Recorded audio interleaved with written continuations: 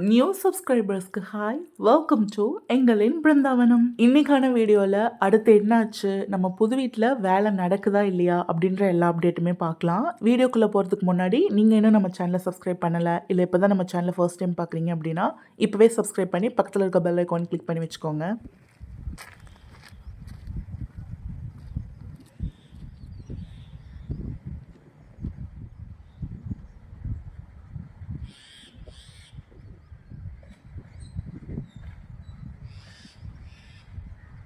இன்னைக்கு புதன்கிழமை, நம்ம நேற்று செவ்வாய்க்கிழமை வந்துட்டு புது வீட்டுக்கு வந்து பார்க்கவே இல்லை. உங்ககிட்ட நான் ஆல்ரெடி லாஸ்ட் வீடியோவில் அப்டேட் பண்ணியிருந்தேன். சென்ட்ரிங் ஒர்க் பண்ணுறவங்க வந்துட்டு இன்னுமே நம்ம வீட்டுக்கு வரவே இல்லைன்னு சொல்லிட்டு. இவோ ஆஃபீஸில் கால் பண்ணி கேட்டப்போ செவ்வாய்க்கிழமை கண்டிப்பாக வந்துருவாங்கன்னு சொன்னாங்க. பட் செவ்வாய்க்கிழமையும் வரவே கிடையாது. அதுக்கப்புறம் செவ்வாய்க்கிழமை நைட்டு கால் பண்ணி கேட்டதுக்கு நாளைக்கு மார்னிங் 6 மணிக்கெலாம் வந்து அவங்க வேலையை ஸ்டார்ட் பண்ணிடுவாங்கன்னு சொன்னாங்க. இப்போ மணி 8 மணிக்கு மேலே ஆகுது. இன்னுமே சென்ட்ரிங் ஒர்க் பண்ணுறவங்க வரவே கிடையாது. சரின்ட்டு உடனே ஆஃபீஸ்க்கு கால் பண்ணோம். 2-3 தடவை 2 இன்ஜினியருக்கும் மாற்றி கால் பண்ணதில் 2 பேருமே கால் பிக் பண்ணவே இல்லை.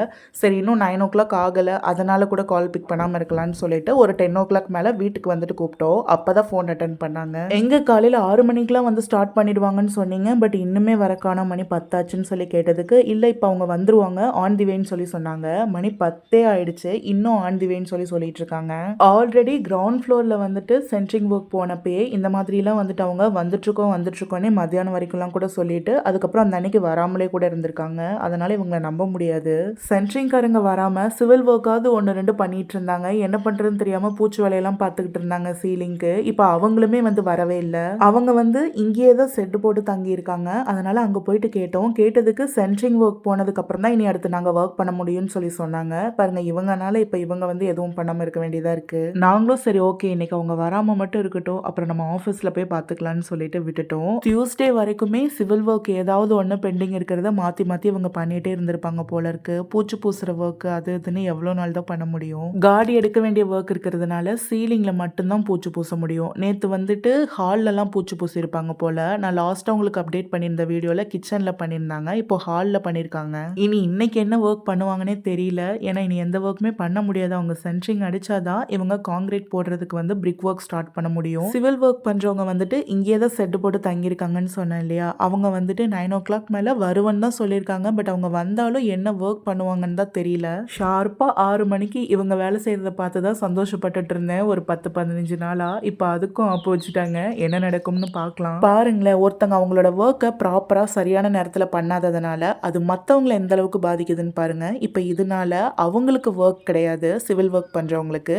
எங்களுக்கு கடுப்பாகுது. எங்களோட டைமுக்குள்ளே நாங்கள் எல்லாமே பண்ண முடியாமல் போயிடுமோ அப்படின்னு சொல்லிட்டு ஒரு பதட்டமாகவே தான் இருந்துட்டுருக்கு. என்னதான் நடக்கும்னே தெரியல. ஏன்னா நாங்கள் எக்ஸ்பெக்ட் பண்ண டேட் வந்து ரொம்ப கிட்ட வந்துருச்சு. எல்லாமே ப்ராப்பராக கரெக்டான டைமில் நடந்துட்டு இருந்துச்சு அப்படின்னா ஸ்டார்டிங்கில் இருந்து இந்நேரம் இந்த டைமுக்கு நாங்கள் இன்விடேஷன் அடித்து எல்லாத்துக்கும் கொடுத்துட்டு இருந்திருப்போம். ஏன்னா அவ்வளோ டைம் கிட்ட வந்துருச்சு. ஆக்சுவலாக இது வந்துட்டு செகண்ட் டிலே. அதாவது நம்ம வீடியோவை ஸ்டார்டிங்லேருந்து பார்த்துட்டு இருந்தவங்களுக்கு தெரியும், நம்ம வந்துட்டு ஜூனில் வீடு வேணும்னு சொல்லி கேட்டிருந்தோம். அந்த டைமில் இவங்க கொடுக்க முடியாதுன்னு சொல்லி ஸ்டார்டிங்லேயே சொல்லிட்டாங்க. நம்ம ஒர்க் ஸ்டார்ட் பண்ணினது வந்து நவம்பரில். அப்போது 7 months இருக்கு இல்லையா ஜூனுக்கு. பட் அந்த டைமுக்குள்ளே வந்து ஒர்க் கம்ப்ளீட் பண்ண முடியாது, இன்னும் கொஞ்சம் லேட் ஆகும்னு சொன்னாங்க. அதுக்கப்புறமும் நாங்கள் 2-3 months எக்ஸ்ட்ரா டைம் கொடுத்தோம். சரி ஓகே, திரும்பவும் டைம் எடுத்து கட்டுங்க, பட் கொஞ்சம் குயிக்காக முடிச்சு கொடுங்க நாங்கள் கேட்குற டைமில் அப்படின்ற மாதிரி வந்து சொல்லியிருந்தோம். பட் இப்போது அந்த டைமுக்கு கூட முடிக்க முடியாது போல இருக்கு. அதை அவங்க ஓப்பனாகவே வாய் திறந்து சொல்லிட்டாங்க. ஒரு மாதத்துக்கு முன்னாடி நாங்கள் ஆஃபீஸ் போயிருந்தப்போ இல்லை, நாங்கள் கொடுத்த டைமுக்குள்ளே முடிக்க முடியாது, இன்னும் கொஞ்சம் டிலே ஆகும்னு சொல்கிறாங்க. அவங்க ஜூனில் வந்து வீடு ஃபினிஷிங் பண்ணி தர முடியாதுன்னு சொன்னது அக்செப்டபிள். ஏன்னா அவங்க வீடு கட்டுறதுக்கு ஸ்டார்ட் பண்ணுறதுக்கு முன்னாடி நாங்கள் வச்சிருந்த டிஸ்கஷன்லேயே இதை எங்ககிட்ட இன்ஃபார்ம் பண்ணிட்டாங்க. நாங்களும் ஓகேன்னு சொல்லிட்டோம். பட் அதுக்கப்புறம் அவங்க வாயாலே வந்துட்டு அவங்க எங்களுக்கு ஒரு வாக்கு கொடுத்துட்டு அந்த டைமில் வந்து எங்களுக்கு முடிச்சு கொடுக்க முடியாது, இன்னும் டிலே ஆகும் அப்படின்னு சொல்லும்போது தான் நம்மளால் அதை ஏற்றுக்க முடியல.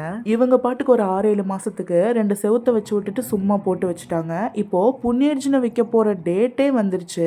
அப்போ வந்து ஒரு மாதத்துக்கு முன்னாடி திரும்ப வேலையை ரீஸ்டார்ட் பண்ணிட்டு இன்னும் 2-3 மாதம் மாதம் டிலே ஆகும்னு சொன்னால் நல்லாவா இருக்குது? உண்மையாலும் வேலிடான ரீசன் ஏதாவது இருந்திருந்தா, ஒர்க் பண்ணியும் ஏதாவது ஒரு சிச்சுவேஷனால் வந்துட்டு டிலே ஆயிருந்தா 100% நாங்கள் அக்செப்ட் பண்ணி பொறுத்து போயிருந்திருப்போம். ஆனால் இந்த மாதிரி எந்த ஒர்க்குமே பண்ணாமல் ஆளுங்க வரலன்னு சொல்லிக்கிட்டு இப்போ வந்து ஒர்க் பண்ணிட்டு இருந்தாங்கன்னா இதெல்லாம் ஒரு வேலிடான ரீசனாக எடுத்துக்கவே முடியாது. அவ்வளோ அலட்சியம். யுவா சொல்லிட்டாரு ஸ்ட்ரிக்டா, நீங்கள் நாங்கள் கேட்ட டைமுக்கு வீட்டை முடிச்சு கொடுக்கல அப்படின்னா உங்களுக்கு கொடுக்க வேண்டிய அமௌண்ட்லேருந்து நாங்கள் கம்மி பண்ணி தான் கொடுப்போம்னு சொல்லி ஓப்பனாகவே சொல்லிட்டாரு. அவங்களும் வந்துட்டு இல்லை சார் கொஞ்சம் டிலே ஆயிடுச்சு, மேக்ஸிமம் ட்ரை பண்ணுறோன்னு ஆன்சர் பண்ணியிருக்காங்க.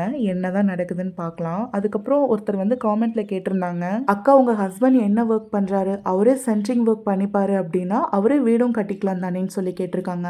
ஆக்சுவலாக நான் வந்துட்டு யுவா சென்ட்ரிங் ஒர்க் பண்ணுறாருன்னு எங்கேயுமே சொல்லலை. யுவா வந்துட்டு தனியாக ஓன் பிஸ்னஸ் தான் பண்ணிட்டு இருக்காரு. எங்ககிட்ட வந்துட்டு civil and centring team, interior and exterior team, electrical and plumbing டீம்னு சொல்லிட்டு எல்லா டீமுமே எங்ககிட்ட இருக்கு. பட் இவங்கெல்லாம் வந்துட்டு டொமஸ்டிக் பண்றவங்க கிடையாது, இண்டஸ்ட்ரியல் பண்றவங்க. அதனால நாங்க அவங்க எல்லாரையும் வந்துட்டு டொமஸ்டிக் வந்துட்டு அனுப்ப மாட்டோம். இண்டஸ்ட்ரியல் ஒர்க் பேஸ் பண்ணி தான் வந்து அவங்கள நாங்க சென்ட் பண்ணுவோம். அவங்களுமே வந்துட்டு டொமஸ்டிக் வந்து பண்ண மாட்டாங்க, இண்டஸ்ட்ரியல் தான் வேணும் அப்படின்னு சொல்லிட்டு தான் எங்ககிட்ட அவங்க வந்து ஒர்க் பண்ணிட்டு இருக்காங்க. அப்படி இருக்கும்போது ஒரு லாங் ப்ராஜெக்ட்ல வந்து நாங்க சைன் பண்ணியிருக்கிறப்போ எங்ககிட்ட ஒர்க் பண்றவங்கள வந்துட்டு அந்த ப்ராஜெக்ட்டுக்கு தான் அனுப்ப முடியும். நம்ம வீடு கட்டிட்டு இருக்கோம்னு சொல்லிட்டு இங்கே அவங்கள அனுப்ப முடியாது இல்லையா? பட் ஸ்டில் வந்துட்டு நம்மளுக்கு ஏதாவது சின்ன சின்ன இந்த மாதிரி மேன் பவர் சப்போர்ட் எல்லாம் தேவைப்படும் போது அவங்கள நம்ம கூப்பிட்டோம் அப்படின்னா வந்து நம்மளுக்கு சப்போர்ட் பண்ணி கொடுத்துட்டு போவாங்க. ஏன்னா நம்ம வீடு தான் இல்லையா? அதனால அவங்களுக்கு நம்ம தொடர்ந்து இந்த மாதிரி டொமஸ்டிக் ஒர்க் வந்து கொடுக்க போறது கிடையாது. இதை தான் வந்துட்டு யுவா சென்ட்ரிங் ஒர்க்கை வேணும்னா நான் என்னோட பசங்களை வச்சு முடிச்சுக்கிறேன்னு சொல்லியிருந்திருப்பாரு. ஸோ இப்போ வந்துட்டு காமெண்ட் பண்ணியிருந்தவருக்கு புரிஞ்சிருக்கும்னு நினைக்கிறேன். அதுக்கப்புறம் இன்னொருத்தவங்க வந்துட்டு பட்ஜெட் வந்து நீங்கள் எவ்வளோ பிளான் பண்ணியிருக்கீங்கன்னு சொல்லி கேட்டிருக்காங்க. ஆக்சுவலாக பட்ஜெட் பற்றின எந்த கொஸ்டினுக்கும் இப்போ என்கிட்ட வந்து ஆன்சர் கிடையாது. ஏன்னா என்ன ஆகும் எவ்வளோ ஆகுன்றது எங்களுக்கே இன்னும் தெரியல. நம்மளது வந்துட்டு ஸ்கொயர் ஃபீட்டுக்கு இவ்வளோ அப்படின்ற மாதிரி வந்து ஃபிக்ஸ் பண்ண கிடையாது. நம்மளது வந்துட்டு ஆர்கிடெக்ட் பிளானு.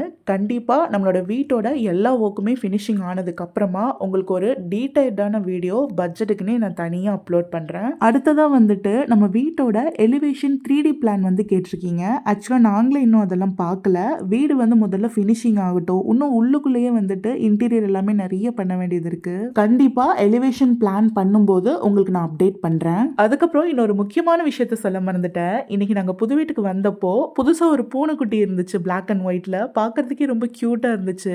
எங்களவே சுத்தி எங்க காலுக்குள்ளேயே வந்துட்டு இருந்தது. ஆனா என்ன, அதை நாங்க எடுத்துட்டு எங்க வீட்டுக்கு தான் போக முடியாது. ஏன்னா நாங்க இப்ப இருக்கிறது ரெண்டல் ஹவுஸ். ஓகே, இன்னைக்கான வீடியோக்கு அவ்வளவுதான். இந்த வீடியோ பிடிச்சிருந்தா லைக் பண்ணிக்கோங்க. உங்களுக்கு இந்த மாதிரி ஹோம் அப்டேட்ஸ் எல்லாம் பார்க்க பிடிக்கும்னா இப்பவே நம்ம சேனலை சப்ஸ்கிரைப் பண்ணி வச்சுக்கோங்க. மறந்துடாம பக்கத்துல இருக்க பெல் ஐகானையும் கிளிக் பண்ணி வச்சுக்கிட்டீங்கன்னா தான் நம்ம சேனலில் எப்போ வீடியோ அப்லோட் ஆனாலும் உங்களுக்கு உடனே நோட்டிஃபிகேஷன் வரும். நிறைய பேர் நம்ம வீடியோவை பார்க்குறீங்க, ஆனால் சப்ஸ்கிரைப் பண்ண மாட்டேன்றீங்க. ஸோ இன்னைக்கு மறந்துடாமல் எல்லாரும் சப்ஸ்கிரைப் பண்ணிக்கோங்க. அடுத்தடுத்து நம்ம புது வீட்டில் வரக்கூடிய ஹோம் அப்டேட்ஸ் எல்லாமே இந்த சேனலில் அப்லோட் பண்ணுவேன். நெக்ஸ்ட் வீடியோவில் பார்க்கலாமா?